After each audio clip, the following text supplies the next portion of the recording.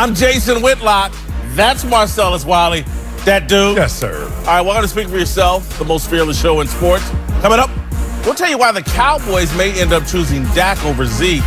But we start today with the NBA playoffs. And let me break some news to James Harden.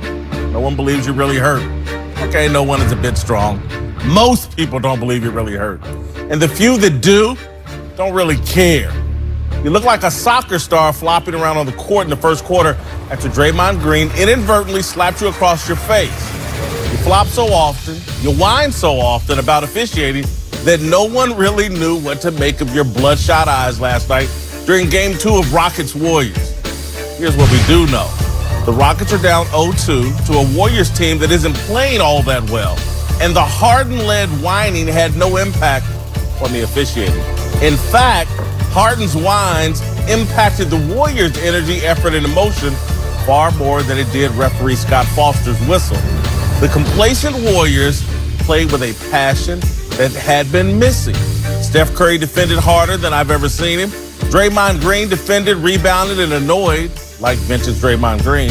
The gentrified crowd at Oracle Arena had moments of cheering that reminded me of the old Warriors fan base, the group unspoiled by 3 championships in 4 years. The Rockets' whining backfired. Scott Foster was unfazed. Houston wasn't. The Rockets blew the game in the first quarter. They turned the ball over 9 times in the first 12 minutes. They trailed by 9 points when the quarter ended. They never really recovered from that deficit. I blame James Harden. When you see yourself as a victim, you become one. Sure.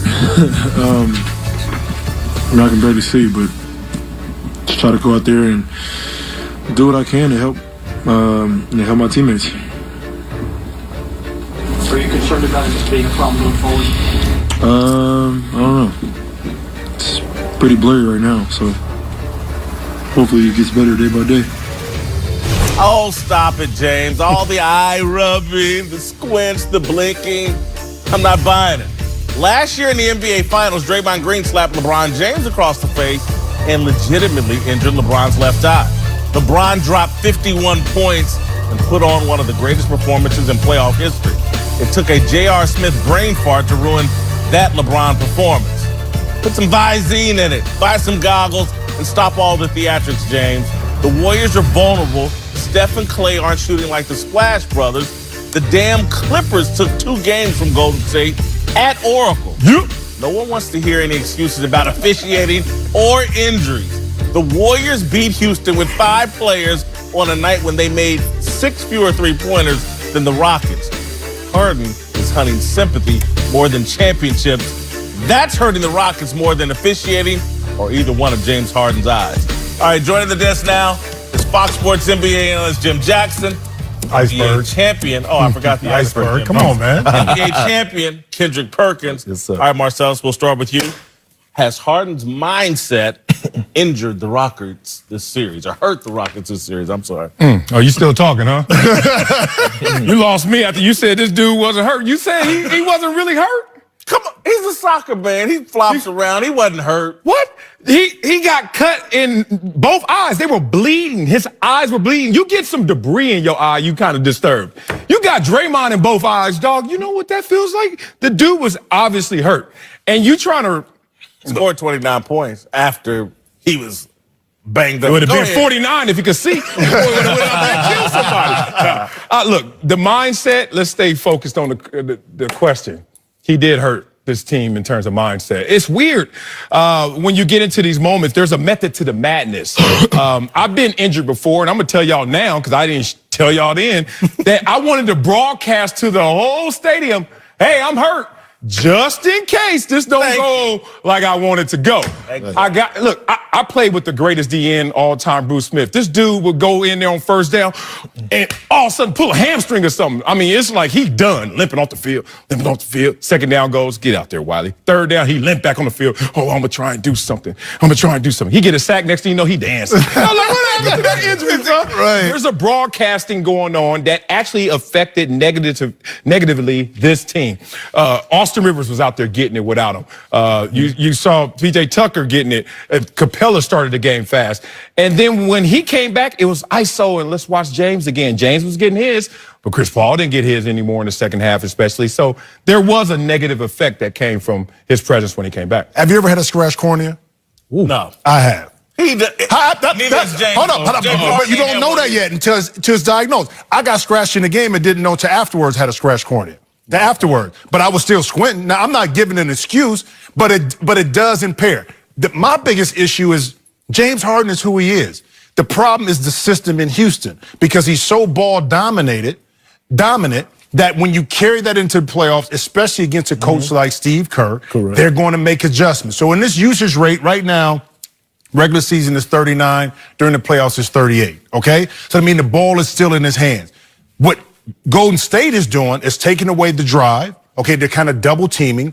They're taking away Clint Capella's usage rate in regards to the lobs to the rim. So the adjustments were on the Golden State side. I thought Mike D'Antoni and the Houston system, because your point is so reliant on James Harden handling the ball. Yeah. Now, as a coach, I can schematically defend that and maybe bring his effectiveness down a lot. Oh, yeah. Okay, more so than what you can do with Golden State because you have Clay, because you have Steph, because you have you also have KD, and also is playing a lot better, which is Draymond Green. Yeah, he is. Okay, so I was always told if you're hurt, don't suit up, right? So obviously he got hurt during the course of the game. I ain't heard that. I heard if you injured, don't suit up. But if you hurt, get your butt out there and start crying. Well, don't complain about it then. Yeah, okay. Okay, so if you go get out there, then that means you're healthy enough to play. Okay, so he got hurt during the course of the game. He came back, so obviously he was ready to play, right? Mm-hmm. So at the end of the day, it's no more excuses. So Steph dislocated his finger. He came back. He didn't complain. He defended at a high level. I never seen Steph defend the way he defended last night. Y'all saw him grabbing that finger every 5 seconds too, didn't you? Yeah, but he ain't a shot. Yeah. Every time he misses a shot on that finger. Every time he loses his hand on my finger. I'm like, come on, y'all. But I think to piggyback off of Jim, I think the whole Houston Rockets organization mindset is hurt. Not just James. You know, I think they want people to feel sorry for them and Golden State get this treatment and this. No, go out there and play. What happened was Golden State jumped on them like a pack of hyenas last night, and they didn't know how to take it. I mean, they didn't know how to take it. So at the end of the day, no. If you came back out of the locker room, that means you was ready to play. And to me, when I think about mindset, I'm wondering how you could do all that complaining about the officiating and come out of the gate the way they did. That the sloppiness that they had, the turnovers, and the turnover, the 9 turnovers in the first quarter, to come out of the gate, that's where I felt like they lost the mental game. Golden State was energized. Yeah, they were hyped. Steph Curry, that's as hyped as I've seen Steph Curry, particularly on the defensive end, and just the energy and excitement that Golden State had, the fans had. That's where I think all this whining just hasn't served them well, and it's actually served Golden State. And right now, Golden State is not playing well at all. Oh, not perfect. But you know what they're doing? They're punking Houston. They're beating them to all the 50-50 balls. They had offensive rebounds yesterday. And by the way, KD and Draymond Green are outplaying Clint Capella right now at the 5 position. They're showing Clint Capella how to anchor a defense. Did you see Kevin Durant last night? And by the way, that was all ball when he went block Clint Capella. That too. So they're punking them. It's nothing else past that. But you know, I would say this. Media always talks about a team's not focused and distracted. And most of the time I roll my eyes. This time I'm actually in agreement. Because the days between this game was so preoccupied with the referees and how they would respond that Houston took his eyes off the prize. And we all know that preparation is the separation. So if you're not going to be properly prepared and fully focused on Golden State and you're looking for a little of this goodwill from the refs, they came out and they were actually caught up in how the game was going to be different instead of just attacking. And Golden State was like, it seemed like both sides heard from their coaching staffs, don't complain, especially early in the game. Fouls were being committed, guys were just mums the word. But Golden State came out with an attack style defense that separated them. Absolutely. I played for Mike D'Antoni for 2 years, year and a half in Phoenix. Love him to death offensively. Love what he does. But in regards to in-game adjustments and strategic ways to win games, especially against a Golden State team, that's where I defer to Steve Kerr. Okay? He has to have Mike D'Antoni, his team focused and ready to play from the beginning of the game. You scratch all that other stuff. That's where I think this series is lost. When you start talking about the strategic manner in which this game needs to be played, I err to the side of Golden State other than Houston, outside of Houston. I think what Kendrick and I believe is Golden State normally kills you with the 3-ball and the shooting, Steph and Clay, and they're actually beating Houston right now with the intangibles. Yes. With attitude and grit. Yeah. They're playing like P.J. Tucker and Trevor Ariza, who's no longer there anymore. They're doing all the little things, and that's where I go back to, if you adopt that, I'm a victim and these refs have been unfair, it undermines the intangibles. Well, Golden State is playing like Houston should be playing. Golden State act like they have something to prove from last year. Yeah.